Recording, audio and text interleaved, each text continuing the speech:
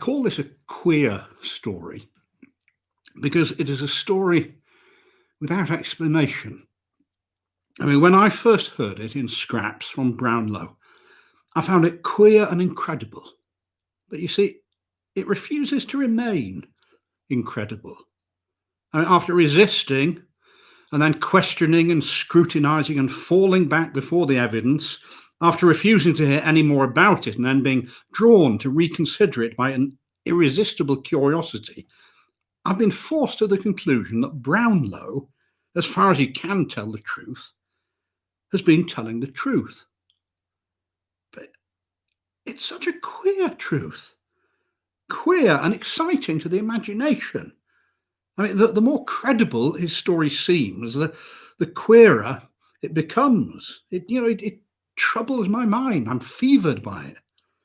Now, Brownlow is, I admit, a cheerful spirit, and I have known him to tell lies, but I've never known him do anything so elaborate and sustained as this. He's incapable of anything so elaborate, I'm sure. He's too lazy and easygoing, and he'd have laughed by now.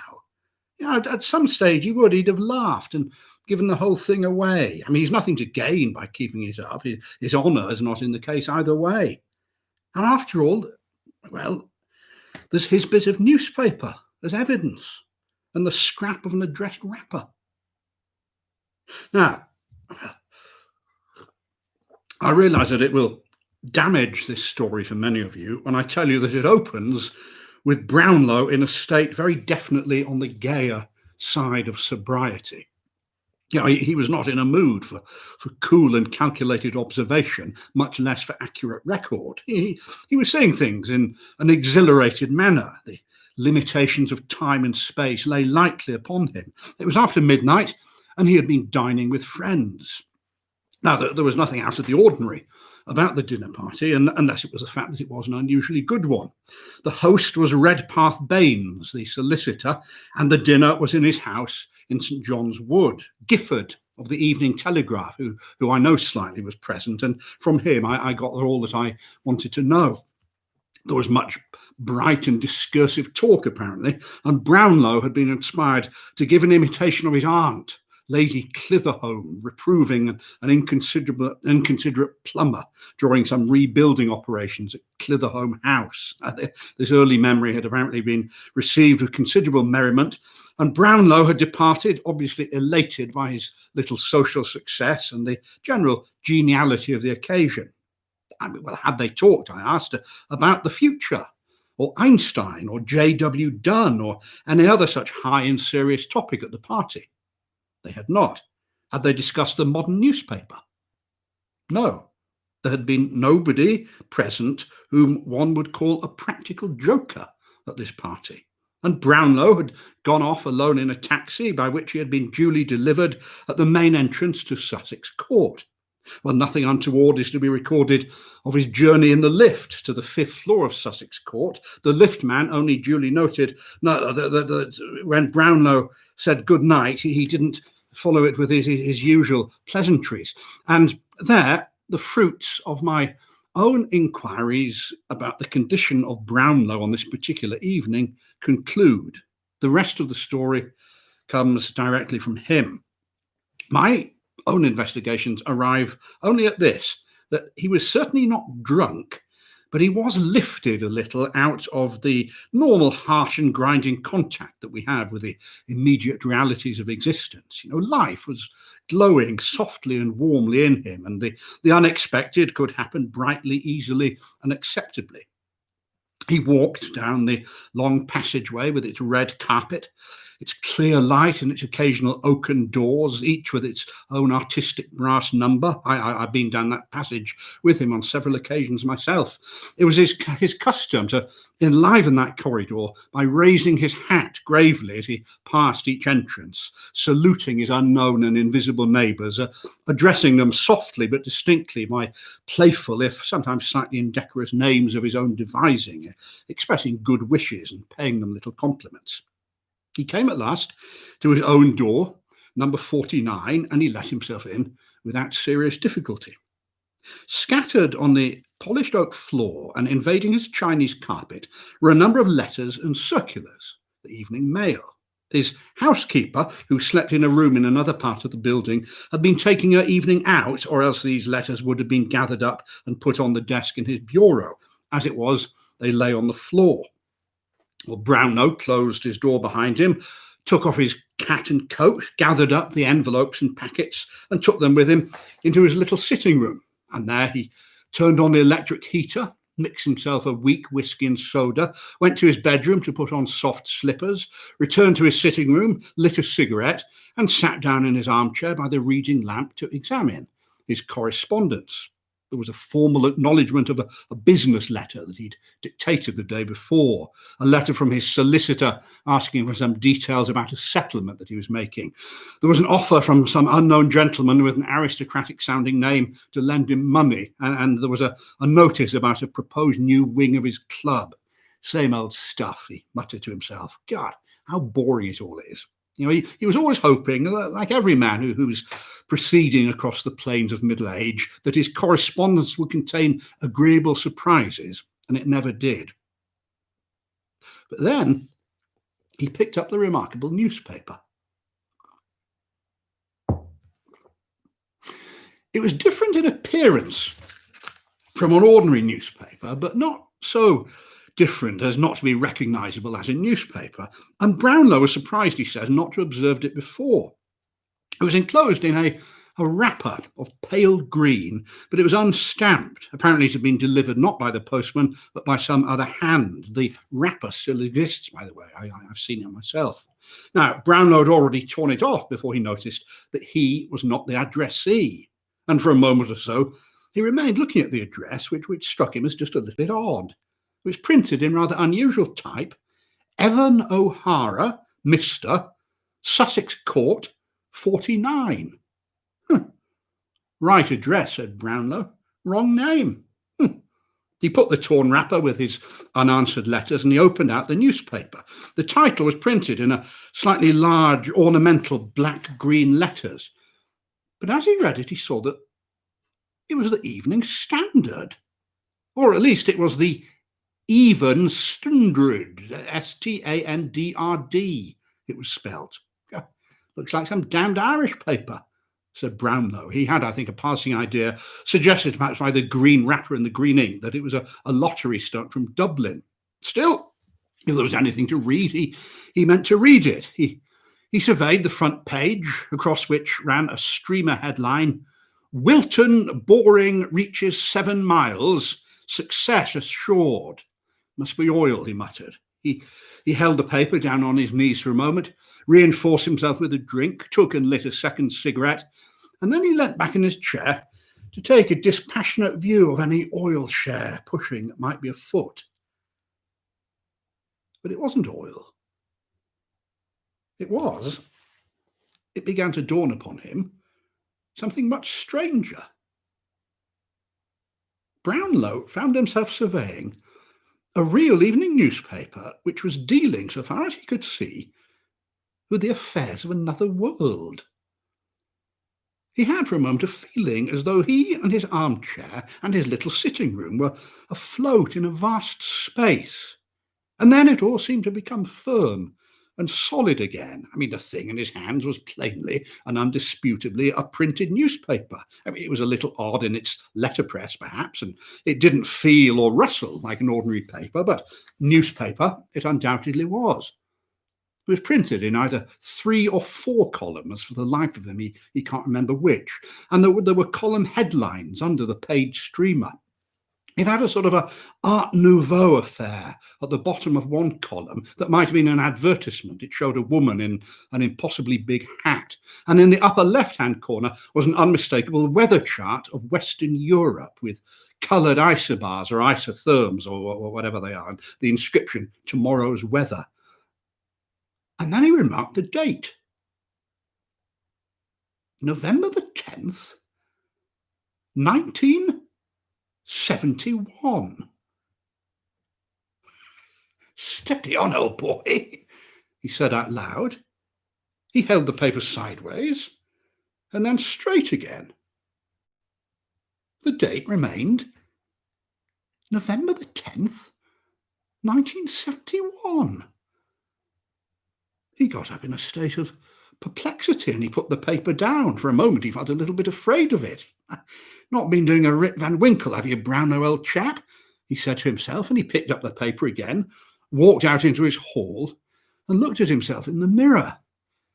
He was reassured to see no signs of advancing age, but the expression of mingled consternation and amazement on his flushed face struck him as rather undignified.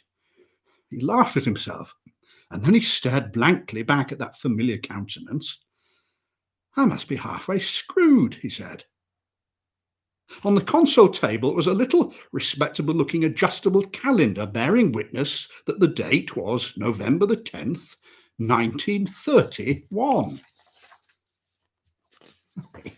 He felt that he'd been taken in, but that the joke was in fact rather a good one, and with quite unusual anticipations of entertainment, he returned to his armchair. Exactly, yeah, think about it, it's a jolly good idea, that. A paper 40 years ahead of its time. Good fun if it's well done. And for a time, nothing but the sounds of a newspaper being turned over and Brownlow's breathing broke the silence of the flat. Now, regarded as an imaginative creation, he found the whole thing almost too well done. Every time he turned a page, he expected the sheet to break into laughter and give the whole thing away, but it did nothing of the kind. From being a mere quip, it became an immense and amusing, if perhaps a little over-elaborate lark. And then, as a lark, it passed from stage to stage of incredibility until it was altogether incredible as anything other than the thing that it professed to be. It must have cost far more than an ordinary number to produce. All sorts of colours were used. And suddenly he came upon illustrations that went beyond amazement. They were in the colours of reality. God, never in his life before had he seen colour printing like that. And the buildings and scenery and costumes in the pictures, they were strange too. Strange and yet very credible. They were colour photographs of actuality 40 years from now. He could not believe anything else of them. Doubt could not exist in their presence.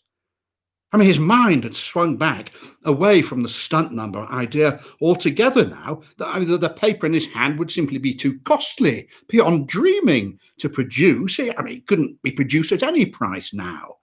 All this present world could not produce an object like this paper that he held in his hand. He was quite capable of realizing that.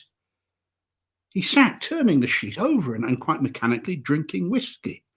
Now, his sceptical faculties were largely in suspense now. The barriers of criticism were down, and his mind could accept the idea that he was reading a paper of 40 years ahead without any further protest.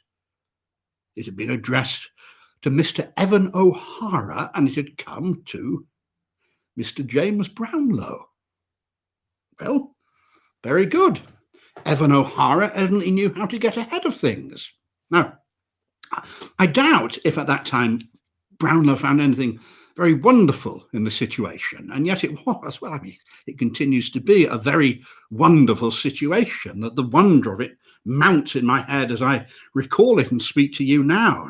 Only gradually have I been able to build up this picture of Brownlow, turning over that remarkable sheet so that I can, believe in it myself. And you'll understand how, as the thing flickered between credibility and incredibility in my own mind, I asked Brownlow, partly to justify or confute what he told me, and partly to satisfy a vastly expanding curiosity, what was in it? What did this extraordinary newspaper actually say? In other words, what will the world be doing 40 years from now? Well, that was at the stupendous scale of the vision of which Brownlow was afforded a glimpse. It was the world 40 years from now. I lie awake at night thinking of all that paper might have revealed to us. I mean, much it did reveal, but there's hardly a thing it reveals that does not change at once into a constellation of riddles. I mean, when first he told me about the thing, I was, well, you can probably are yourselves now, intensely skeptical. You know, I asked him questions in what people call a nasty manner. I was ready to jump down his throat at the very first slip, and I had an engagement that carried me off at the end of half an hour. But you see, the thing had already got hold of my imagination, and I rang Brownlow up before tea time. He was sulking then because of my morning's disbelief, and he told me very little. I was drunk and dreaming, I suppose he said. I'm beginning to doubt it all myself. And then, you see, in the night, it occurred to me that if he was not allowed to tell and put on record what he'd seen, he might become both confused and skeptical about it himself. You know, fancies might mix up with it. He might hedge and alter it and, well, try and make it more credible. So the next day, I spent the afternoon with him, and I managed to dispel his huffiness. And then we set ourselves in earnest, first of all, to recover everything that he could remember about his newspaper, and then to form some attempt at a coherent idea of the world about which the newspaper was communicating. I mean, it's perhaps a little banal to say that we were not trained men for the job. I mean, you know, who could be considered trained for a job like the one that we were attempting? I mean, what facts was he to pick out as important, and how are they to be arranged? You know, we wanted to know everything we could about 1971, the little facts and the big facts, and everything just crowded and offended against each other as he read. The streamer headline across the page about the 7-mile Wilton boring is, to my mind, one of the most significant items in this story. About that, we agreed fairly early on. It referred, said Brownlow, to a series of attempts to tap the supply of heat beneath the surface of the earth. It was all explained, he said. The old system was to go down a few hundred feet and bring up coal and burn it. But if you go down a bit deeper, there's no need to bring up and burn anything. You just get the heat itself straight away. You know, comes up of its own accord, under its own steam, you see? Simple. They were making a big fuss about it, said Brownlow. I mean, it wasn't only the streamer headline, there was a leading article about it too, in big type, headed, "The Age of Combustion Has Ended." Now, that is plainly a very big event for mankind, caught mid-happening on November the 10th, 1971. And the way in which Brownlow describes it as being handled shows clearly a world much more preoccupied by economic essentials than the world that we live in today, and dealing with them on a larger scale and in a bolder spirit. The excitement about tapping the central reservoirs of heat was not the only symptom of an increase in practical economic interest and intelligence. Brownlow was very definite about this. There was much more space given to scientific work and to inventions than is given in our contemporary newspapers. There were diagrams and mathematical symbols, he says, but he didn't look at them very closely because he couldn't get the hang of them. A bit too highbrow for me, he said, rather ashamedly. And it seems that a more intelligent world awaits our grandchildren. And as the pictures testified, a healthier and a happier one.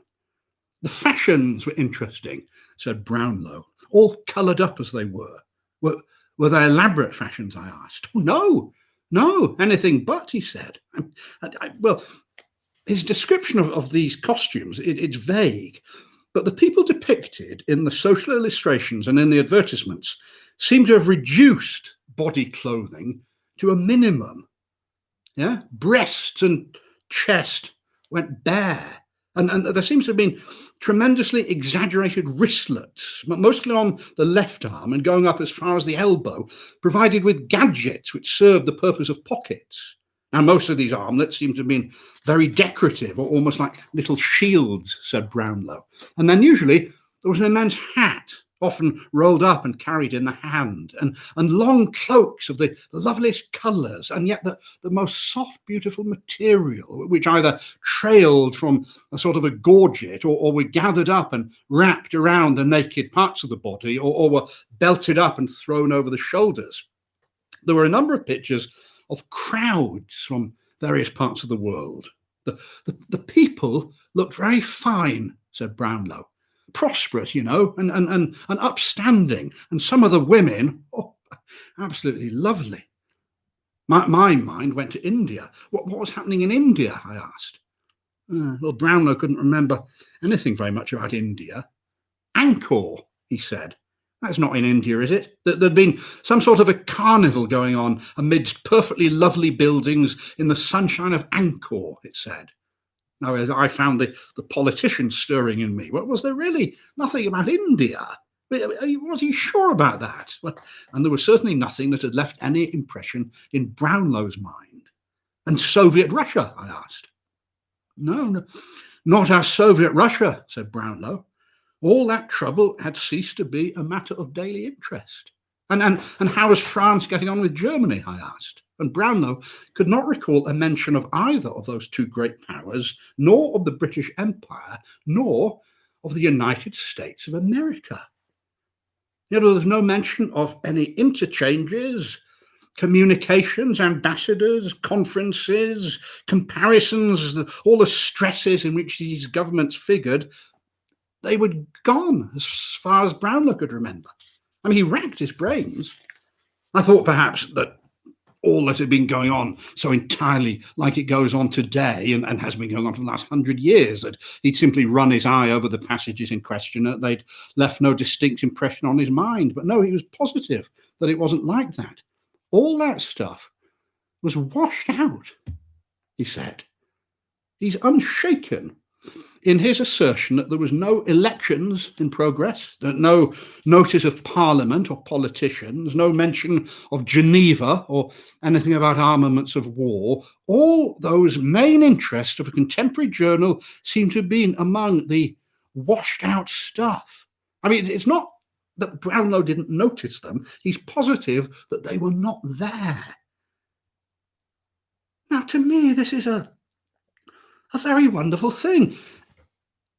It means, I take it, that in only 40 years from now, the great game of sovereign states will be over.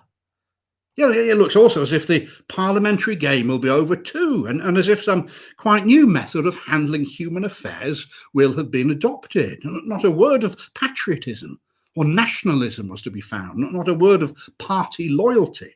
But in only 40 years? While half the human beings already alive in the world will still be living. Now, I could not believe this for a moment, were it not for those two little torn scraps of paper, which, as I will make clear, well, they leave me in a state of incredulous belief, but just 40 years. And it was not only the absence of national politics from the evening paper, but there was something still more fundamental, I think. Business. Finance, that is, was not in evidence. There was no list of stock exchange prices, for example, no city page, and nothing to replace it. I mean, it is maybe some tremendous revolutionary smash-up lurking up ahead, which will put an end to investment and speculation. Is the world going to go Bolshevik? I mean, in the paper, there was no sign of anything like that. And against this idea of some stupendous economical smash-up, we have the fact that here, 40 years ahead, is a familiar London evening newspaper still tumbling into a private individual's letterbox in the most uninterrupted manner. I mean, there's not much suggestion of a social revolution there, I think you'll admit. Much stronger is the effect of immense changes which have come about bit by bit, day by day and hour by hour, without any sort of revolutionary jolt, as morning or springtime comes to the world. But let me return to the story. There had been a picture of a landslide near Ventimiglia, and another one of some new chemical works at Salzburg. And there'd been a picture of fighting going on near Irkutsk. Of that picture, I'll tell you more presently, because a fading scrap of it survives. Now, that was captioned, said Brownlow. Oh, God, what was it now? The roundup of brigands by federal police. What federal police, I asked. There you have me, said Brownlow. The fellows on both sides looked mostly Chinese, but there were one or two taller men who might have been Americans or British or Scandinavians, perhaps. But what filled a lot of the paper, said Brownlow suddenly, was gorillas. There's no end of fuss about gorillas. I mean, not as much as about that boring, perhaps, but still a lot of fuss. You know, photographs, a map, special articles, and paragraphs all over the place. The paper had, in fact, Brownlow explained, announced the death of the last gorilla. Now, considerable resentment was displayed at the tragedy that had happened on an African gorilla reserve. The gorilla population of the world had been dwindling for many years, Brownlow explained. And when the federal board took over, it had shrunken to 300. What's the federal board, I asked. But he knew no more than I did. I mean, when he'd first read that phrase, he said, it had just seemed right somehow. But apparently, this board had had too much to do all at once and insufficient resources to save the last of the gorillas. I had the impression at first that it must have been some sort of a conservation board, you know, improvised under panic conditions to save the rare creatures of the world threatened with extinction. The gorillas had not been sufficiently observed and guarded, the article in the newspaper said, and they had been swept out of existence suddenly by a new and malignant form of influenza. The thing had happened practically before it was remarked, and the paper was clamouring for an inquiry and drastic changes of reorganisation. This federal board, whatever it might be, seemed to be something of very considerable importance. In the year 1971, its name turned up again and again in an article about afforestation. Now, this interested Brownlow considerably because he has large holdings in lumber companies. This federal board was apparently not only responsible for the maladies of the world's gorillas, but also for the plantation of trees in, and just note these names, Canada, New York State, Siberia, Algiers, and the east coast of England. And it was arraigned for various negligencies in combating insect pests and various plant diseases. It seems to jump all our contemporary boundaries in the most astounding way. Its range was worldwide. Just listen to this. In spite of the recent additional restrictions put upon the use of big timber in building and furnishing, there is a plain possibility of a shortage of shelter timber and of rainfall in nearly all the threatened regions from 1985 onwards. Admittedly, the federal board has come late to its task, and from the beginning its work has been urgency work.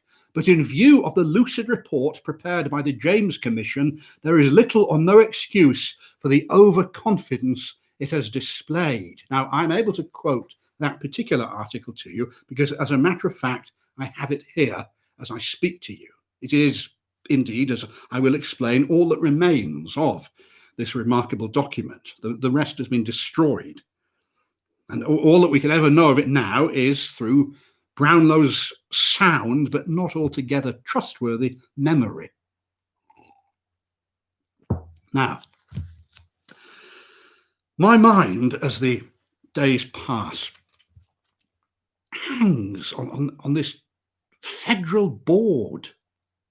I mean, does that phrase mean, as it just possibly might, a world federation? You know, a scientific control of all human life, only 40 years from now. I find the idea absolutely staggering. I mean, I've always believed that the world was destined to unify, Parliament of mankind and Confederation of the world, as Tennyson puts it. But I've always supposed that the process would take centuries. But anyway, let me tell you very briefly of the rest of that evening paper. There seems to be a lot of sport and fashion, much about something called spectacle with pictures, a lot of illustrated criticism of decorative art and particularly of architecture. The architecture, Brownlow said, in these pictures was rather magnificent, great towering blocks of building, he said, like New York, but more so, and all run together. Unfortunately, he can't sketch, otherwise well. There were sections devoted to something that he simply couldn't understand, but which he thinks was some sort of radio program stuff. And all that suggests a sort of advanced human life, very much like the life that we live today, and possibly rather brighter and better. But here is something different. The birth rate, said Brownlow, was 7 in the 1,000. What? I exclaimed. I mean, the lowest birth rates in Europe now are 16 or more per 1,000. The Russian birth rate's 40 per 1,000 and falling slowly. No, it was 7, said Brownlow. Exactly 7. I noticed it in a paragraph. But what birth rate? I said. The British, the European? Well, it just said the birth rate, said Brownlow. Just that. And you see, that, I think, is the most tantalizing in all this strange glimpse of the world of our grandchildren. A birth rate of 7 in 1,000 does not mean a fixed world population. It means a population that is being reduced at a very rapid rate, unless the death rate has gone still lower, of course. Quite possibly, people will not be dying so much then, I suppose, but living very much longer. On that, Brownlow could throw no light, but the people in the pictures, he said, did not look very old to him. He said there were plenty of children and there were lots of young-looking people about. But Brownlow, I said, well, was there any crime? Oh, rather, said Brownlow. Yeah, they had a big poisoning case going on, I remember, but it was very hard to follow. I mean, you know how it is with these crimes. And then, of course, there were what newspapermen call stories, personal stories. Well, what struck me about it was that they seemed to be more sympathetic than our reporters of today. They're more concerned with motives and less with finding someone out. What you might call psychological, I suppose. Well, was there anything much about books, I asked. No, I don't remember anything about books, he said. And that is it.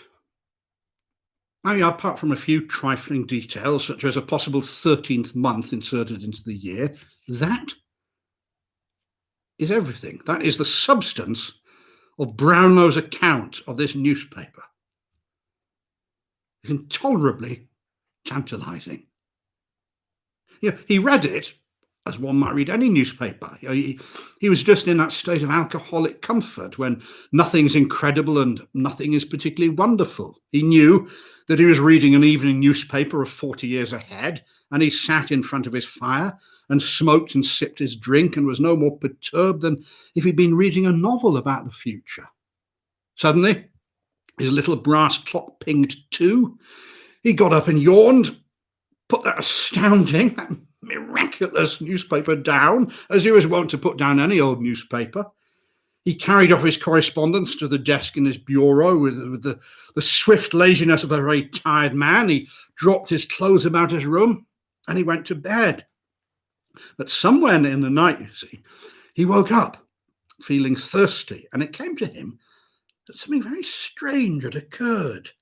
His mind went back to the idea that he'd been taken in by a very ingenious fabrication. He got up for a drink of water and a liver tablet, and he put his head under the cold tap, and he found himself doubting whether he really had seen those paragraphs at all, the photographs and the very colours of reality, and whether he simply imagined them all.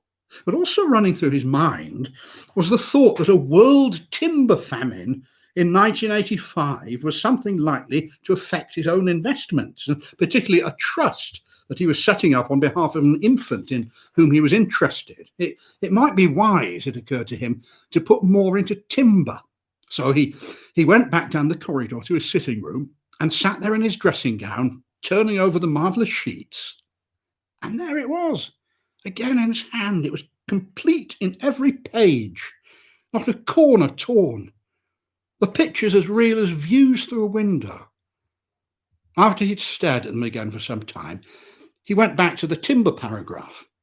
He must keep that, he felt. And he took this marvellous newspaper, creased the page in question, tore out the article, and left the rest of it behind.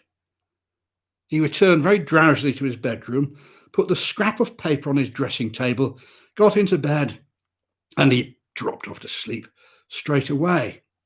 When he awoke, it was 9 o'clock in the morning. His morning tea lay untasted by his bedside, and the room was full of sunshine. His housekeeper had just re-entered the room. "Oh, you were sleeping so peacefully, sir," she said. "I couldn't bear to wake you. Shall I get you a fresh cup of tea?" Brownlow didn't answer. He was trying to think of something strange that had happened. "Oh, no, it's all right. I'll come and have my breakfast before I take my bath." And then he saw the scrap of paper. In a moment, he was running down the corridor to the sitting room. "I left a newspaper here," he said, "last night." The housekeeper followed him in response to the commotion that he was making. "A newspaper, sir? Oh, yeah, that's been gone these 2 hours. Down the chute with the dust and things." "What?" "Yeah, as usual." "But I wanted it kept. I wanted it kept." "Well, how was that I know you wanted it kept? But didn't you notice there was something unusual about the newspaper?" "No, I thought I saw some coloured photographs of chorus girls in it, but that's no concern of mine. It didn't seem a proper newspaper to me. How was I know you'd be wanting to look at them again this morning?" "Well, I must get that newspaper back. Sorry, this is very important. If all Sussex Court has to be held up, I want that newspaper back." "Well, I've never known a thing come up that chute again, sir, that's once gone down it. But I'll telephone down if you like and see what can be done. But most of the stuff that goes into the hot water furnace straight away, they say." And she was right. Brownlow's newspaper had gone into the water furnace. Well, he was near to raving, but by a vast effort of self-control, he sat down and consumed his cooling breakfast, groaning every so often in disbelief as he did so. And then suddenly he remembered the scrap of paper in his bedroom. And then he found the wrapper addressed to Evan O'Hara among the overnight letters in his bureau. Proof. The thing had actually happened. And this confirmation only maddened him further. After he'd breakfasted, he rang me to aid his baffled mind. I found him at his bureau with the 2 bits of paper before him. "Well, what is it?" I said, standing over him. "Tell me," he said. "Tell me, what are these objects? Please, it's serious." And I picked up the torn wrapper, felt its texture. "Evan O'Hara," I read. "Yeah, Sussex Court, 49. Yeah, that's not a hallucination, is it?" he said. "I don't think so, no." "And now look at this," he said, trembling as he held out the cutting. I read it. Yeah, that is a bit odd," I said. I stared at the green ink and the unfamiliar type, and then I turned the thing over. On the back was a piece of one of the illustrations. It was, I suppose, about a quarter of the photograph of that roundup of brigands by federal police that I've already mentioned. And when I saw it that morning, it hadn't yet begun to fade. It represented a mass of broken masonry in a sandy waste with bare-looking mountains in the distance. The cold, clear atmosphere, the glare of a cloudless afternoon were rendered absolutely perfectly by the camera. In the foreground were 4 masked men in brown service uniform, intent on working some little machine on wheels with a tube and a nozzle projecting a jet that went out to the left where the fragment of the photograph had been torn off. I mean, I cannot imagine what this jet was doing. Brownlow says that he thinks they were gassing some men in a hut. But you see, never before have I seen colour reproduction like that. What on earth is it?" I said. "I'm not mad, am I?" said Brownlow. It really is that, isn't it?" "What the devil is it?" "It's a piece of newspaper for November the 10th, 1971. "I think you'd better explain," I said. And With as much elimination of questions and digressions and repetitions as possible, he told me the story that I have told you just now. Now, I said at the beginning that it was a queer story, and queer to my mind it remains. It's fantastically queer. I return to it at intervals, and it refuses to settle in my own mind as anything but an incongruity with all my experience and beliefs. If it were not for those two little bits of paper, one might dispose of it quite easily, say that Brownlow had had a hallucination, a dream of unparalleled vividness and consistency, or that he'd been hooked and his head turned by some elaborate mystification, or again, one might suppose that he had seen into the future with a sort of exaggeration of those previsions cited by Mr. J.W. Dunn in his remarkable experiment with time. But you see, nothing Mr. Dunn has to advance can account for the fact that an actual evening paper was slapped through a letter slit 40 years in advance of its date. The wrapper, incidentally, has not altered in the least since I first saw it, but the scrap of paper with the article about afforestation is dissolving into fine powder, and the fragment of the picture at the back of it is simply fading away. Most of the colour has already gone, and the outlines have lost their sharpness. Some of this powder that I've taken to my friend Ryder at the Royal College, whose work in microchemistry is so well known. He says that the stuff is not paper at all, properly speaking. He said it's mostly aluminium fortified by admixture with some artificial resinous substance. Now, although I offer no explanation for this affair, I think I will venture on one little prophecy. I have an obstinate persuasion that on November the 10th, 1971, the name of the tenant of 49 Sussex Court will be Mr. Evan O'Hara. There's no tenant of that name currently in Sussex Court, and I find no evidence in the telephone directory that such person exists anywhere in London at the moment. But on that particular evening, 40 years hence, Mr. Evan O'Hara will not get his usual newspaper. Instead, he will get a copy of the Evening Standard of November the 10th, 1931. I have an incurable fancy that this will be the case. Now, there I may be right or wrong, but that Brownlow really got, and for 2 remarkable hours actually read, a real newspaper 40 years ahead of time, I'm as convinced as I'm convinced that my own name is Hubert G. Wells. Now, can I say anything stronger than that?